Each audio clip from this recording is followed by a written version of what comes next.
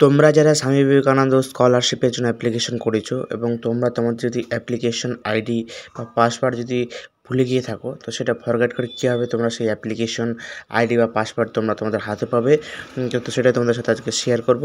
তো যারা চ্যানেলে নতুন তারা চ্যানেলটিকে সাবস্ক্রাইব করো এবং পাশে থাকা বেল আইকনটি অল করো।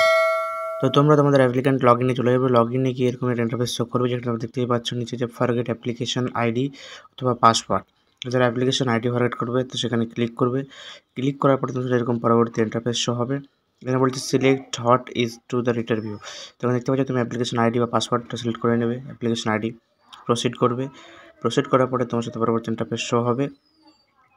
তো দেখতে পাচ্ছ এখানে অ্যাপ্লিকেশন টাইপ সিলেক্ট করে নেবে, তুমি কোন অ্যাপ্লিকেশনের পাসওয়ার্ড অ্যাপ্লিকেশন আইডি সেট করবে। তো সেখানে ক্লিক করবে অ্যাপ্লিকেশন টাইপ, তো যেখানে ফ্রেশ অ্যাপ্লিকেশন করানো আছে যাই হোক, তো ফ্রেশ অ্যাপ্লিকেশন আমি একটা লেখানোর জন্য ফ্রেশ অ্যাপ্লিকেশন ক্লিক করছি। তো সেটা তোমরা সিলেক্ট করে নেবে।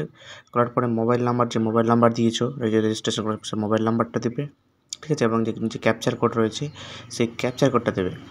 ক্যাপচার কোডটা দেওয়ার পরে ক্যাপচার কোডটা ফিল করে নেবে। তো ফিল করার পরে তোমরা যে প্রসিড যে অপশানটা রয়েছে সেই প্রসিড অপশানে কিন্তু ক্লিক করবে। তারপর তোমার সেই মোবাইল নাম্বার ওটিপি যাবে, সেই ওটিপিটা তোমরা দিয়ে সেখানে ভেরিফাই করবে। ভেরিফাই করার পরেই তোমাদের সামনে তোমাদের কিন্তু অ্যাপ্লিকেশন যে আইডি সেই অ্যাপ্লিকেশন আইডিটা শো করবে। এভাবে তোমরা তোমাদের অ্যাপ্লিকেশন যে আইডি সেটা কিন্তু রিসেট করতে পারবে। যারা পাসওয়ার্ড ভুলে গেছে তো সেম প্রসেসে যাবে। সেম অ্যাপ্লিকেন্ট লগ ইনে গিয়ে তোমরা পাসওয়ার্ড যে অপশানটি রয়েছে দেখতে পাচ্ছ, তো এখানে ক্লিক করবে।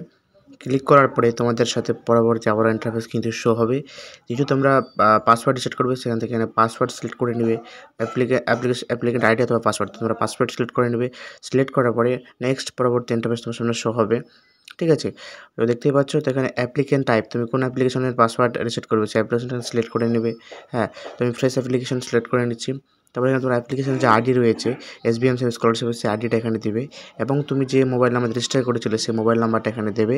দেওয়ার পরে ক্যাপচার কোডটা সেটা কিন্তু ফিল আপ করে নেবে বক্সে। সেই ক্যাপচার কোডটা ফিল আপ করার পরে নিচে দেখতে পাচ্ছ প্রসিড যে অপশানটি রয়েছে সেই প্রসিড অপশানে কিন্তু ক্লিক করবে।